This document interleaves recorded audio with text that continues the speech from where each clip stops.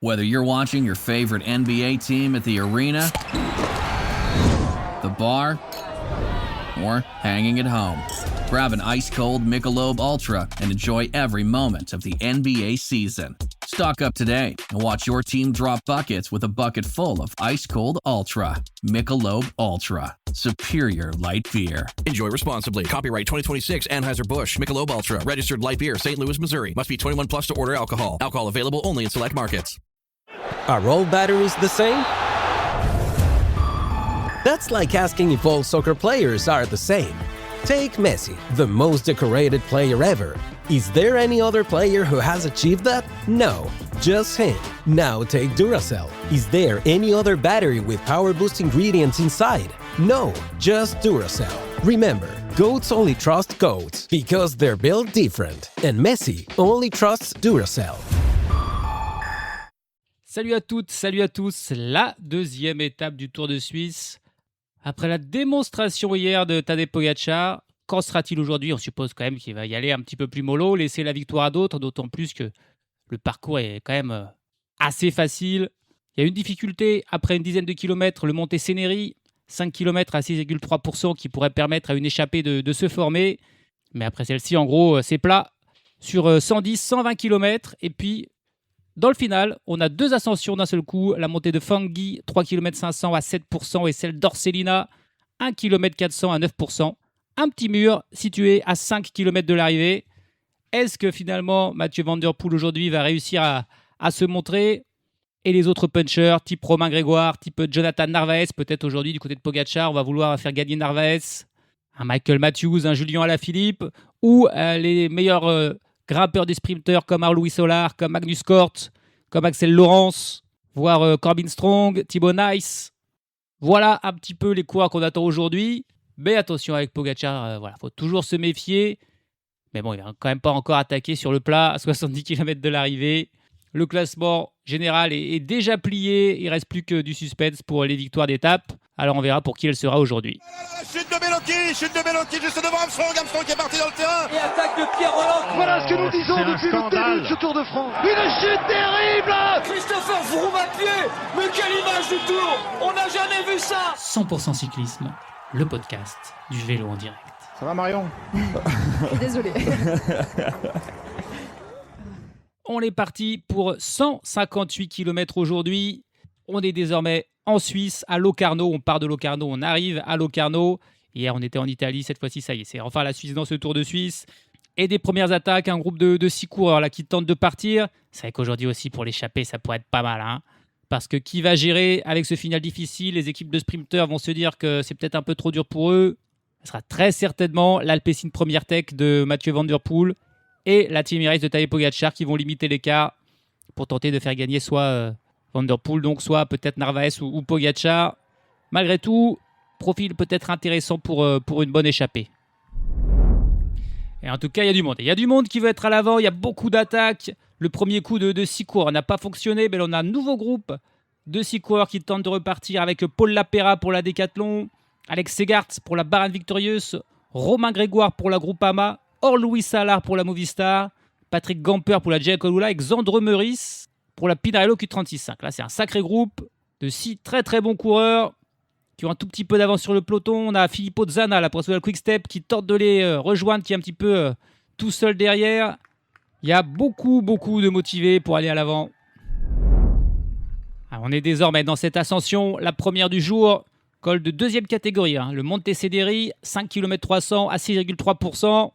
Et ça continue d'attaquer. Lenny Martinez, évidemment, qui est désormais très loin en général, il tente d'aller à l'avant. Il rejoint le groupe de tête. Mais il y a aussi Mikel Landa, Eric Mas qui joignent ce coup. Derrière, on a des coureurs qui tentent de partir en contre avec Emile Verstringe, Ewen Kostiou, Xavier Miguel Asparen. Mais le peloton est juste derrière, toutes ces attaques qui, forcément, entraînent un petit peu tout le monde. Et on se rapproche même là carrément d'un regroupement général au final, à part à l'arrière où il y a déjà quelques coureurs qui sont lâchés. Le rythme est intense dans ce début d'étape. Les échappés qui sont repris mais qui repartent. Un nouveau groupe de 5 coureurs avec encore Lenny Martinez, avec Rémi Rochas pour la Groupama FDJ, Louis Vervac pour la Soudal Quick Step, Bart Lehman pour la Visma Leasebike et Xavier Miguel Asparen pour la Pinarello Q36.5. Ce sont ces 5 coureurs qui vont arriver au sommet. C'est Louis Vervac qui va prendre les 6 points qu'il y a à prendre dans ce classement devant Rémi Rochas. Mais le peloton est vraiment pas loin derrière. L'écart est monté quand même au bout d'un moment pour le deuxième groupe à près de 40-50 secondes d'avance. Mais dès qu'on a attaqué l'ascension, les attaques de Lenny Martinez, d'Henrik Mas et compagnie ont fait complètement diminuer l'écart. Et là, encore une fois, il n'y a qu'une dizaine de secondes d'avance pour ces 5 coureurs qui sont en tête de course. Et le coup avec Lenny Martinez qui n'a pas fonctionné. On a des Italiens qui ont tenté d'y aller là avec Jacopo Mosca, Walter Calzoni, Lorenzo Rota. Ça n'a pas marché non plus. Mais là, on a un nouveau groupe et un groupe très nombreux de 14 coureurs qui vient de sortir. Et j'ai l'impression que le peloton va laisser partir ce groupe-là. Toutes les équipes ont l'air d'être satisfaites d'avoir mis le coureur ou un coureur devant. On y retrouve Emile Verstringe pour l'Alpecin Première Tech. Afonso Lalio pour la Bahrain Victorious, Ewen Kostiou et Romain Grégoire pour la Groupama FDJ, Bauke Mollema pour la Lidl Trek, Filippo Zana pour la Soudal Quickstep, Finlay Pickering pour la Jayco Alula, Chris Hamilton pour la Picnic Post-NL, Bart Lehman pour la Visma Leisure Bike, Marco Schrettel pour l'XDIC Astana Team, 3 coureurs pour la Pinarello Q36.5 avec Milan Vader, Marcel Kamprubi et Fred Wright. Et puis on a aussi Julien Alaphilippe qui est là pour la Tudor. Une vraie belle échappée donc qui vient de sortir. On est parti depuis une quarantaine de kilomètres. Et ces 14 coureurs ont 50 secondes d'avance. Mais l'écart peut-être qui est en train de se creuser, de grandir. On tient peut-être bien l'échappée du jour. On est à mi-course désormais. On a fait 80 km, il en reste encore 77. Et notre échappée de 14 coureurs à 2 minutes et 20 secondes d'avance sur le peloton. Notez 2 coureurs bien classés. Même s'ils sont loin de Pogacar, mais au classement général, on a Finlay Pickering qui est 15e à 4 minutes 44 et Bart Lehman 21e à 5,50. Voilà les 2 coureurs un petit peu bien classés entre guillemets au classement général. En tout cas, voilà, 14 coureurs, plus de 2 minutes d'avance, même si derrière, c'est la Team Emirates ça, dans le peloton qui roule et qui évite que cet écart grandisse trop. Cette échappée peut vraiment aller au bout. Avec des très bons coureurs comme Elalio, comme Grégoire, comme Filippo Zana, Fred Wright, Julien Alaphilippe. Plein de coureurs qui pourraient aller chercher la gagne s'ils ne sont pas repris par le peloton. Si on travaille bien jusqu'au bout, au moins jusqu'à la difficulté de Fangui. Ça sera dans 60 km. Entre-temps, il y aura le sprint de Tissot avec les 2 sprints en 1 km qui rapportent des secondes bonif, mais ça va évidemment intéresser personne. Il y aura le sprint qui donne des points pour le maillot de meilleur sprinter. Là aussi, l'intérêt sera limité pour les coureurs devant. Le seul objectif, c'est la victoire d'étape. Et là, il y a du suspense vraiment. Qui, entre l'échappée ou le peloton, va aller chercher la victoire? Pour l'instant, on ne voit pas l'Alpecin Première Tech travailler dans le peloton. Ils ont Emile Verstringe, c'est vrai, à l'avant. C'est peut-être aussi pour ça qu'on ne roule pas pour l'instant pour Van Der Poel, même si c'est une étape qui lui correspond. Et c'est sa dernière chance de victoire sur le Tour de Suisse. Les autres étapes ne seront pas pour lui, c'est sûr. Sans surprise, ils ne s'en sont pas souciés du sprint Tissot. Bauke Mollema est passé en tête du premier. Marcel Kamprubi en tête du second. Simplement, en passant leur relais. Le classement général, ils n'en ont rien à faire. Ce qu'ils veulent, c'est la victoire d'étape. On est à 43 km de l'arrivée. Les 14 coureurs de tête ont 2 minutes et 40 secondes d'avance sur le peloton. Ça sent quand même pas mal pour ces échappés. On n'a toujours que Tim Wellens et Nils Politz pour la Team Emirates qui les poursuivent. 2 coureurs contre 14. Ça a beau être Wellens et Politz, forcément, c'est difficile. S'ils n'ont pas de soutien à la Team Emirates, on va avoir du mal à rattraper ces 14 coureurs. On peut faire un petit focus sur l'un d'entre eux. Alors, il y a du beau monde, évidemment.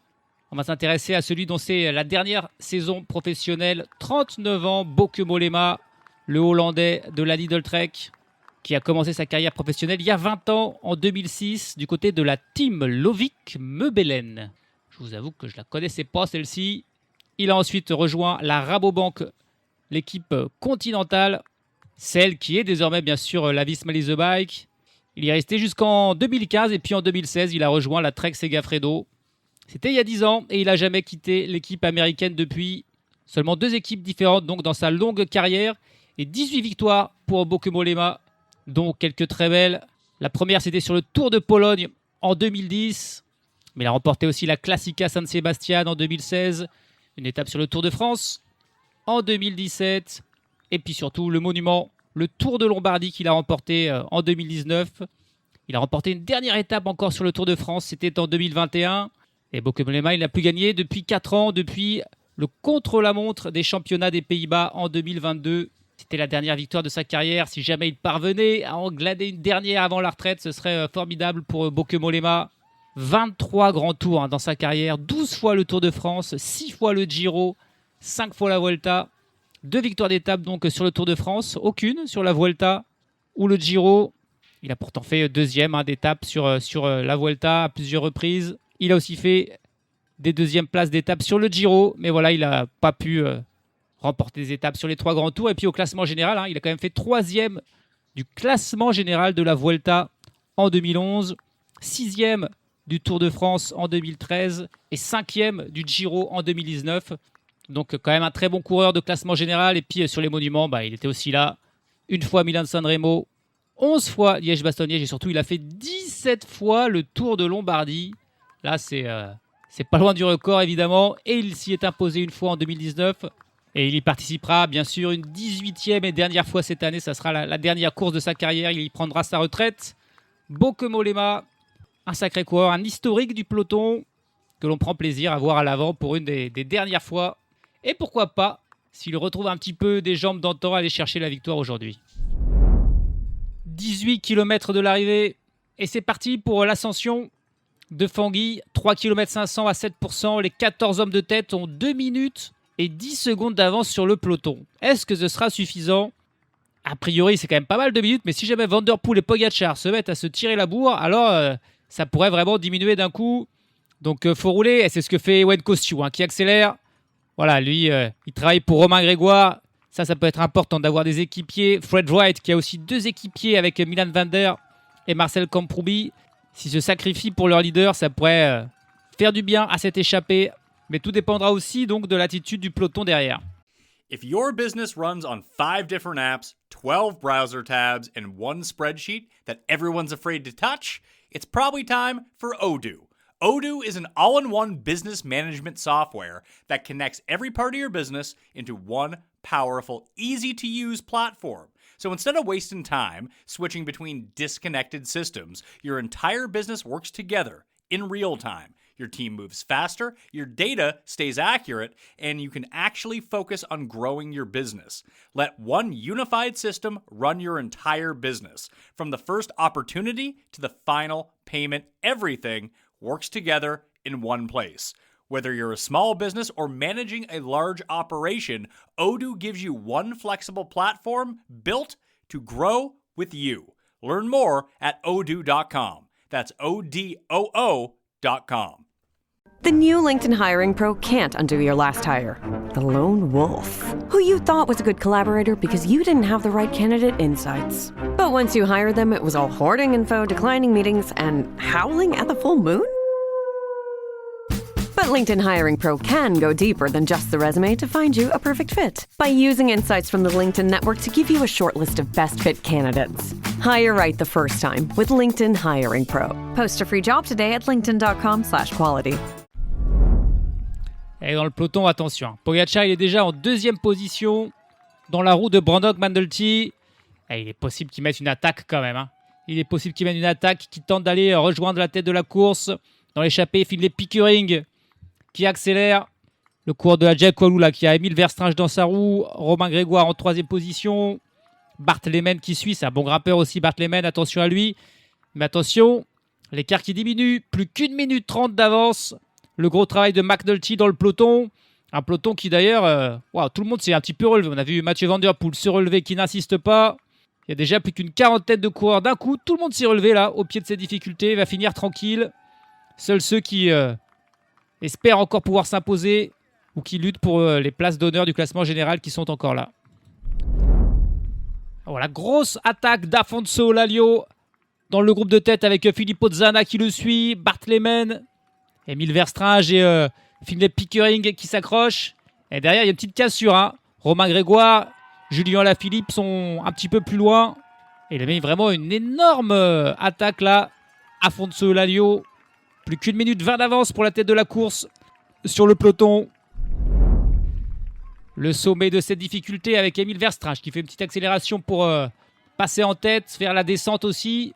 Romain Grégoire a réussi à revenir sur ce groupe à l'avant. Par contre, il n'y a plus de Fred Voigt, il n'y a plus de Bauke Mollema, il n'y a plus de Julien Alaphilippe ou d'Ewen Kosciu. L'échappée qui s'est bien affiné. Et dans le peloton, Pogačar qui prend la tête, qui roule. Ah ouais, en fait, c'est Tadej Pogačar qui vient rouler pour Jonathan Narvaez, tout simplement. Il se mue en équipier, Tadej Pogačar. Non mais voilà, on ne sait jamais ce qu'il va faire. Et là, il va se muer en équipier. On pensait qu'il allait attaquer, peut-être dans le dernier mur. Et ben non. Là, il roule, très clairement, il roule avec Narvaez dans sa roue. Ça, c'est quand même inattendu, mais bon, il faut quand même boucher la minute et 20 secondes qu'il y a sur les échappées. Et le mur final, c'est parti. Avec Brandon McNulty qui reprend la tête, il s'est reposé dans la descente. Il a Narvaez dans sa roue, Pogačar en 3e position. Et l'écart qui a diminué à une quarantaine de secondes. Pour la tête de la course, là c'est Bart Lehman qui mène avec Emil Verstringe. Romain Grégoire, Philippe Pickering, Afonso Lalio, Filippo Zana et Milan Vader qui est aussi toujours là pour la Pinarello Q36.5. Elle est dure, hein, 1 km 400 à 9% de moyenne. Et dans le peloton, allez, Narvaez qui attaque. Et Pogačar qui fait la cassure. Pogačar qui fait la cassure pour laisser partir Jonathan Narvaez. Et du coup, qui c'est qui le poursuit là? C'est Matthias Vacek qui poursuit Jonathan Narvaez et Pogačar qui prend la roue de Matthias Vacek. Et on a ce trio qui est parti. Primoz Roglic est un tout petit peu plus loin dans la roue de Ilan Van Wilder. Il tente de revenir sur ce trio qui vient de s'extirper du peloton. Sergio Higuita, le jeune Jarno Vidar de la Lotto. Et un tout petit peu plus loin encore, en compagnie de Richard Carapaz qui est en difficulté. Avec Wilco Kelderman aussi. Et ça, c'est des coureurs qui sont à chaque fois un tout petit peu plus loin. Et Pogačar qui reprend la tête du trio devant Narvaez et Matthias Vacek. Mais Narvaez, il ne peut pas suivre. Narvaez qui peut pas suivre le rythme de son patron. Et Matthias Vacek, par contre, lui, s'accroche. Matthias Vacek, il sait, hein, il a que quelques centaines de mètres à tenir. Et ensuite, il a une bonne pointe de vitesse. Pendant ce temps, les échappés arrivent au sommet, menés par Bart Lehman. Ils sont encore 6. Ah bah, il manque Romain Grégoire qui passe avec 4-5 secondes de retard. On a encore Bart Lehman, Philippe Pickering, Filippo Zana, Afonso Lalio, Emil Verstringe, Milan Vader. Après Grégoire, c'est un bon descendeur. Et Pogačar qui passe à l'instant avec Matthias Vacek dans la roue. Ah non, ils reprennent Afonso Lalio. Il n'est pas à l'avant, Lalio. Ça va se jouer dans cette descente désormais. Ils ont quand même une bonne avance, hein. Il reste 8 km. Et on a un joli duel là entre les 6 hommes de tête et un trio qui les poursuit désormais avec Pogačar, Vacek et Afonso Lalio qu'ils viennent de reprendre. 25 secondes d'écart. Voilà l'écart qu'ils doivent maintenir les 6 hommes à l'avant. Emil Verstringe, Romain Grégoire, Filippo Zana, Philippe Pickering, Bart Lehman et Marcel Kamprubi. Et le trio derrière qui les poursuit avec Pogačar, avec Matthias Vacek et Afonso Lalio. Il ne reste plus que 3 km 700. S'ils ne se regardent pas, s'ils ne jouent pas entre eux, s'ils sont solidaires jusqu'au bout, la victoire se jouera entre ces 6 coureurs. Mais s'il y en a qui commencent à hésiter, à passer des relais, certains qui attaquent, puis ensuite on se regarde, et bien là, ça pourrait revenir. Alors, c'est qui le meilleur au sprint désormais dans ces 6 coureurs devant? Emil Verstringe, c'est quand même un petit sprinter, hein. Attention à lui. Romain Grégoire a une bonne pointe de vitesse aussi. Et pour la Pinarello Q36.5, c'est Marcel Kamprubi qui est là, hein. C'est pas Milan Vader, c'est l'Espagnol Kamprubi. Mais c'est plutôt un grimpeur comme Bart Lehman, comme Pickering, comme Zana. J'ai l'impression que Verstringe et Grégoire sont les deux coureurs avec la meilleure pointe de vitesse dans ce groupe de tête. Et du côté du classement général, Philippe Pickering qui est à l'avant. Matthias Vacek qui est avec Tadej Pogačar vont faire la bonne affaire, reprendre quelques secondes. Parce que Carapaz et Badjoli ne sont pas là. Allez, c'est tout plat. Il reste que 2 km à faire. Mais il n'y a plus que 15 secondes. Plus que 15 secondes d'avance. Est-ce qu'ils vont être solidaires jusqu'au bout? C'est vraiment là la question. C'est là-dessus que ça va se jouer. Verstringe qui passe son relais. Grégoire qui est dans sa roue. Mais derrière, bien sûr, c'est Pogačar. Et Matthias Vacek, c'est aussi un super rouleur. Alors qu'Afonso Lalio, lui, il ne travaille pas. Il s'accroche du mieux qu'il peut dans la roue. Il avait été lâché des hommes de tête. Et attention, voilà, ça attaque. À l'avant. Ça ne s'entend pas. Filippo Zana qui attaque. Mais il a été suivi et du coup, on temporise. Ah là là, c'était ce qu'il fallait pas faire et c'est ce qu'ils ont fait. Tout simplement. À mon avis, ils vont revenir. Le trio Vacek-Pogačar. Ils vont revenir. La flamme rouge. Bart Lehman qui passe une attaque, mais il était un petit peu gêné. Du coup, il n'a pas pu surprendre. Il a dû zigzaguer là entre deux coureurs. Romain Grégoire qui a pris la roue de Bart Lehman. Il n'y a plus que 7 secondes d'avance pour les 6 coureurs de tête sur le trio avec Pogacar. Ah, super suspense dans cette fin d'étape. Attention à ce virage, plus que 500 mètres. Ils sont en train de se regarder devant. Ils sont juste derrière le trio, mais ils vont pas réussir à rentrer. Non, ça va se jouer quand même à l'avant. Philippe Pickering qui tente de partir de très loin aux 400 mètres. Camproubi dans sa roue. Attention à ce dernier virage. C'est Romain Grégoire qui finalement l'aborde en tête et qui lance aux 200 mètres. Romain Grégoire avec Bert Lehmann dans sa roue. Bon, pour l'instant, personne qui ne peut prendre la roue de Romain Grégoire. Il est facile, Romain Grégoire. Il va s'imposer magnifiquement. La victoire de Romain Grégoire, il a largement le temps ensuite de profiter. Marcel Camproubi qui vient prendre la 2e place. Mais alors là, il a été 2 jambes au-dessus des autres, Romain Grégoire. Lui qui a pourtant été distancé là sur la toute fin de la dernière ascension. Il est revenu dans la descente. Et ensuite, là par contre, voilà, il était largement au-dessus. Meilleur puncher. Emile Verstraete avait plus rien dans les jambes. Il a même terminé derrière Pogacar, je crois, qui lui est revenu dans tout le final avec Vacek, sans pouvoir se battre pour la victoire, le trio à l'arrière. L'échappée est allée au bout, un super suspense. Et la victoire pour Romain Grégoire et pour la Groupama FDJ United. Et là, ça va leur faire du bien parce qu'ils sont pas loin de vivre une saison catastrophique, cette équipe française. C'était déjà lui qui avait la dernière victoire de cette équipe. C'était sur la Faune Drone Classic. C'était le 1er mars et depuis ça faisait plus de 3 mois et demi que la Groupama FDJ n'avait plus gagné. C'est chose faite avec Romain Grégoire. Mais aussi aujourd'hui il y avait la Route d'Occitanie et Thibaut Gruel pour la Groupama a aussi remporté sa victoire. Donc voilà, la Groupama aujourd'hui elle est contente, mais la plus belle c'est bien sûr celle-ci, c'est du World Tour. C'est le Tour de Suisse. C'est pour Romain Grégoire, il a attaqué le dernier virage en tête. Ouais, il a accéléré, il a immédiatement mis 2-3 vélos d'avance à Bart Lehmann. Et c'était fait derrière. Camproubi a fait un petit effort pour aller chercher la 2e place, mais 2 bons vélos derrière Grégoire qui s'impose aujourd'hui. La victoire du soulagement pour Romain Grégoire et pour son équipe de la Groupama FDJ. Romain Grégoire, il fait une bonne saison jusqu'ici, 3e d'une étape du Tour de l'Andalousie. La victoire donc sur la Faune Drone Classique, 4e d'Estrade Bianche, 4e de l'Amstel Gold Race, 9e de la Flèche Wallonne, 7e de Liège-Bastogne-Liège. Il lui manquait la petite victoire World Tour cette année, c'est chose faite donc sur ce Tour de Suisse, la 2e étape, la 13e victoire de sa carrière, la 3e au niveau World Tour. Il compte aussi une victoire d'étape sur le Tour du Pays Basque en 2024 et c'était déjà sur le Tour de Suisse, c'était l'an dernier. Le palmarès de Romain Grégoire qui commence petit à petit à se remplir. Il n'a que 23 ans, donc il y en aura encore de belles pour lui. Et aujourd'hui, s'il était en difficulté dans la dernière ascension, il a parfaitement géré le final pour s'imposer facilement devant Marcel Camproubi, qui prend quand même une belle 2e place pour ce coureur pas très connu de la Pinarello. Bart Lehmann, 3e. Filippo Zana, 4e. Philippe Pickering, 5e. Matthias Vacek termine à la 6e place devant Emile Verstraete et Tadej Pogacar, finalement seulement 8e. Afonso Lalio n'avait plus rien dans les jambes, il termine 9e à 9 secondes. Et puis le premier groupe derrière termine à 32 secondes, un groupe réglé par Jonathan Narvaez qui prend la 10e place du jour. Dans ce groupe, il y a Badgioli, il y a Van Wilder, il y a Tish Benoît, il y a Higuita, il y a Carapaz, il y a Roglic, il y a Landa, Recitello, Vidar, Henrik Mas, Finn Fischer-Black. Et donc voilà les principaux coureurs du classement général qui vont perdre une trentaine de secondes. Rien de vraiment dramatique. Antonio Tiberi, encore du coup 46e à 3,41. Michael Matthews est pas 100%, il termine 60e à 6,24. Louis Barré, compliqué, soit première course par étape en tant que leader chez la Visma, il termine 66e à 6 minutes 27. Clément Champoussin termine dans un groupe à plus de 9 minutes. Lenny Martinez, qu'est-ce qui arrive à Lenny Martinez? Pas du tout en forme. Il termine à 11 minutes 54, Lenny Martinez. C'est quand même assez inquiétant. Vu du Tour de France, Mathieu Van Der Poel, Ietale Molo termine à 13 minutes 15 en compagnie d'Orlouis Sala. Thibaut Nice encore un petit peu plus loin derrière. Dernier du jour, Félix Horn Christophe pour la Lotto Intermarché, un des rares Norvégiens qui ne court pas pour l'Unovix Mobility, qui termine tout seul à 23 minutes et 23 secondes. Et puis 3 abandons, dont 2 Norvégiens justement de l'Unovix, Marcus Hulgaard et Frédéric Versnes, échappés hier.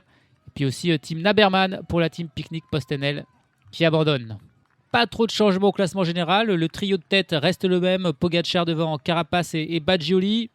Les bonnes affaires sont pour Vacek qui passe de la 5e à la 4e place. Et surtout pour Philippe Pickering qui passe de la 15e à la 5e place. Il a 3 petites secondes d'avance sur Van Wilder, McNulty et Kelderman. Mathieu Recitello et Jonathan Narvaez sont pour l'instant encore dans ce top 10. Au classement par points, Tadej Pogačar et Robin Grégoire sont ex-aequo avec 18 points devant Carapaz et Camprubí. Classement de la montagne, Pogačar largement leader avec 14 points. Il devance plein de coureurs qui ont 6 points. Vervac, Dversnes, Lehmann, Badgioli. J'ai l'impression qu'il n'y a personne qui est intéressé pour ce maillot de meilleur grimpeur. Et puis Matthias Vacek qui reste logiquement meilleur jeune. Il devance Pickering désormais de 25 secondes et Recitello de 55 secondes. Demain, ça sera la seule opportunité, peut-être, pour les sprinteurs, parce que les 60 derniers kilomètres sont tout plats, mais les 100 premiers, eux, sont bien loin de l'être. On commence en montée, direct, un petit mur de 2 km à 10% de moyenne sur les 2 premiers kilomètres. Ça, c'est quand même assez vache. Et puis, il y aura 2 cols de première catégorie à franchir. L'un qui fait 9 km à 7%, l'autre plus court, 4 km, mais à 8,2%. Ça sera dans le premier tiers du parcours. Si jamais les sprinteurs ne sont pas trop distancés après ces 3 difficultés, il leur restera une centaine de kilomètres de plat et de descente pour revenir et se disputer la victoire. Mais voilà, ça pourrait être très très bon pour une échappée, pour des coureurs loin au classement général, mais qui savent quand même aussi un petit peu grimper. On verra si les quelques sprinteurs qui sont là, comme Corbin Strong, Luc Lampertier, Louis Allard, Caden Groves surtout, seront capables d'être là pour se disputer la victoire dans la seule étape qui pourra leur convenir, parce qu'il ne restera ensuite plus qu'un chrono et l'étape de montagne. Salut à tous, salut à toutes. I'm here on a job site with Tim, who owns his own electrical contracting business. 3 employees and 2 work trucks. Tim traded up to Geico Commercial Auto Insurance. We're positively here where he needs us most. They sure are. With step-by-step help on all his insurance needs, all for shockingly low rates. Shockingly low, huh? Just a little bit of electrician humour. Do you get it? I got it. You know, it feels like we have a real connection. All right, I'll stop. Get a commercial auto insurance quote today at geico.com and see how much you could save. It feels good to Geico.